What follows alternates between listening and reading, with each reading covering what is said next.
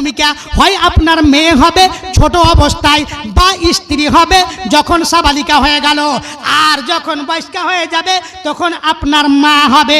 ইসলাম কিন্তু মাকে যথেষ্ট সম্মান দিয়েছে, ইসলাম কিন্তু স্ত্রীকে যথেষ্ট সম্মান দিয়েছে। কি স্ত্রীকে সম্মান দিয়েছে?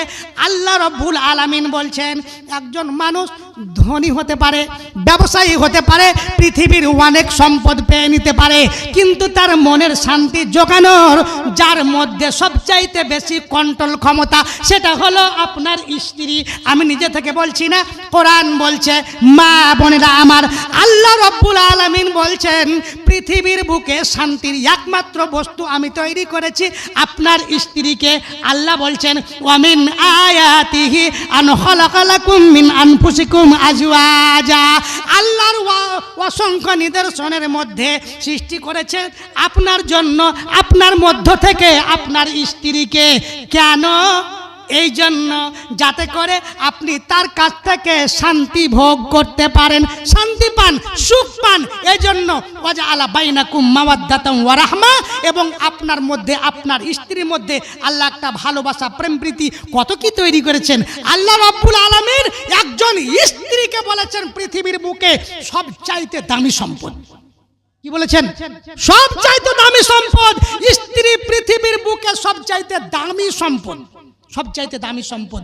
আল্লাহর রাসূল বলছেন, আদ-দুনিয়া কুল্লুহা মাতা, আদ-দুনিয়া কুল্লুহা মাতা ওয়া খায়রু মাতা'id দুনিয়া আল মারআতু সালিহা। একজন স্ত্রীকে যেমন আল্লাহর নবী শয়তান বলেছেন, একজন স্ত্রীকে যেমন আল্লাহর নবী জাহান্নামী বলেছেন, একজন স্ত্রীকে যেমন আল্লাহর নবী বলেছেন শয়তানের ফাঁদ, তেমন আল্লাহর নবী একজন স্ত্রীকে বলেছেন পৃথিবীর বুকে সবচাইতে দামি সম্পদ। আমি বলি না, আল্লাহর নবী বলেছেন আদ-দুনিয়া কুল্লুহা মাতা, সারা পৃথিবী মানুষের জন্য একটা সম্পদ, আর এই সম্পদের মধ্যে সবচাইতে দামি মূল্যবান সম্পদ সেটা হলো আল মারআতু সালিহা, একজন সচ্চরিত্রা, একজন ধার্মিকা, একজন শিক্ষিতা, একজন ভালো ভদ্র মহিলা। আপনার ঘরে যদি একজন পর্দানাসীন, একজন সালেহা, একজন চরিত্রবান স্ত্রী থাকে, তো এর চাইতে আর দামি কোনো সম্পদ নেই, কোনো সম্পদ। ব্যবসাতে লাখ লাখ টাকা, কোটি কোটি টাকা ইনকাম করেন, ওখানে অতটা সুখ শান্তি নাই যতটা আপনার স্ত্রীর মধ্যে আছে। শুধু এই নয়, আল্লাহর রাসূল সাল্লাল্লাহু আলাইহি ওয়াসাল্লামের একটা হাদিস আপনাদেরকে বলছি। বেটি সম্পর্কে বলতে যাইতে এটা তো একটা বিশাল চ্যাপ্টার, মাত্র আপনাদেরকে শিখি পারছেন না, 1% বলেছি। স্ত্রী সম্পর্কে যদি বলতে চাই, এটাও বিশাল চ্যাপ্টার। আর মা সম্পর্কে যদি বলি তো অন্তত 5 দিন খুতবা দিতে হবে, 5 দিন। আল্লাহু আকবার। তো আল্লাহর রাসূল সাল্লাল্লাহু আলাইহি সাল্লাম একদিন আছেন এক জায়গায়, বলছেন যে যারা ধন সম্পদ সঞ্চয় করে রেখেছে আর ওখান থেকে খরচ করে না, তো কিয়ামতের দিন এই ধন সম্পদকে লোহা করা হবে, আর লোহাকে গরম করে ওনাকে ছেঁকা দেওয়া হবে। আল্লাহু আকবার। তো সাহাবারা বলছেন, আল্লাহর রাসূল, লাউ আলিমনা আইয়ুল মালে খায়রুন, আমরা যদি জানতাম কোন মালটা সবচাইতে ভালো, তো ফাতনাত্তা খেজাহু, তো ওই মালটাকে আমরা সঞ্চয় করে রাখতাম জড়ো করে। এমন কিছু মাল আল্লাহর রাসূল বলেন যেই মালটা উত্তম, ওর যাকাত লাগে না, ওটাকে আমরা জড়ো করে রাখবো। আল্লাহু আকবার। আল্লাহর রাসূল বললেন, আফজালুহু লিসানুন যাকিরুন ওয়া কলবুন শাকিরুন ওয়া যাওজাতুন মুমিনাতুন তুঈনুহু আলা ঈমানিহি। কত যে দামি হাদিসটা, আল্লাহু আকবার। এই হাদিসটার উপরে যদি একটু আমল করেন, কারা? পুরুষ লোকেরা এবং স্ত্রী লোকেরা। 3টি কথা আল্লাহর নবী বলেছেন পৃথিবীর বুকে সবচাইতে দামি সম্পদ। আল্লাহর রাসূল বললেন কি? লিসানুন যাকিরুন, আপনার এমনই একটা মুখ যেই মুখটাতে সর্বদা আল্লাহর জিকির করতে পারে। পৃথিবীতে সবচাইতে দামি। আল্লাহু আকবার। আপনার মুখ যদি আল্লাহকে স্মরণ করতে পারে, কি স্মরণ করবে? আল্লাহু আকবার বলবে, আলহামদুলিল্লাহ বলবে, সুবহানাল্লাহ বলবে, সুবহানাল্লাহি ওয়া বিহামদিহি বলবে, আর আয়াতুল কুরসি পড়বে। যত রকমের জিকির আছে এই জিকিরগুলো যদি পড়ে, সবচাইতে দামি সম্পদ। তারপর আল্লাহ রাসূল বললেন, ওয়া কলবুন শাকির, এমন অন্তর যেই অন্তর আল্লাহ শুকরিয়া আদায় করতে পারে। এই জালসাতে এসেছি বলে আল্লাহ শুকরিয়া আদায় করি, আলহামদুলিল্লাহ বলেন আলহামদুলিল্লাহ। এই জালসাতে আসতে পেরেছি বলে, যারা আসতে পারেনি তারা হতভাগা। যারা আজকের এই সুবর্ণ সুযোগে আসতে পারেনি তারা হতভাগা।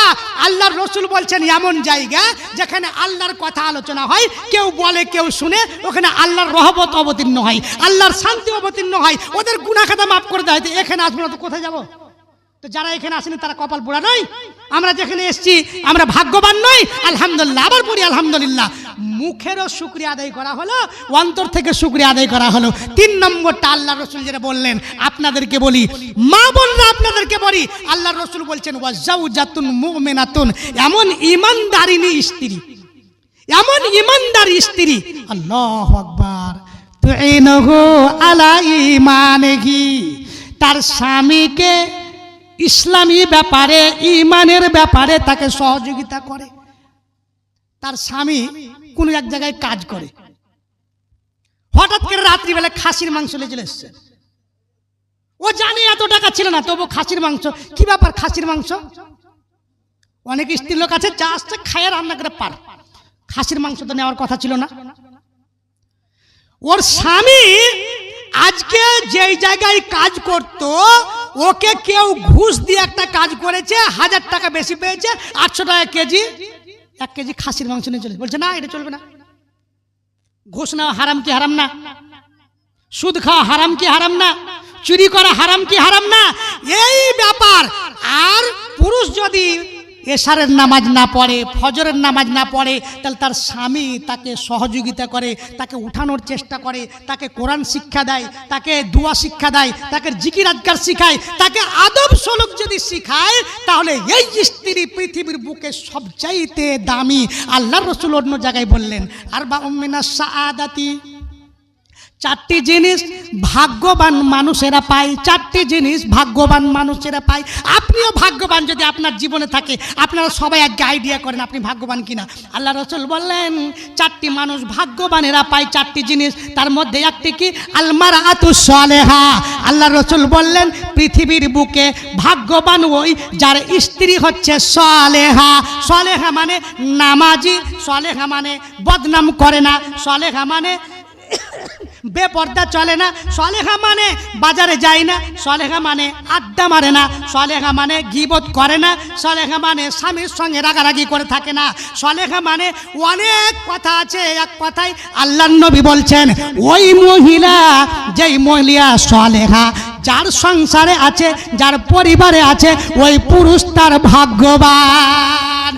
আর কি একটি আল্লাহ রাসূল বলছেন, যার পড়োশি ভালো, আল জারুস সালেহ, যার পড়োশি ভালো ও ভাগ্যবান। যদি পড়োশি একটু শয়তান হয়, খারাপ হয় কিনা, তা আপনার জীবনকে কয়লা করে দিবে একদম।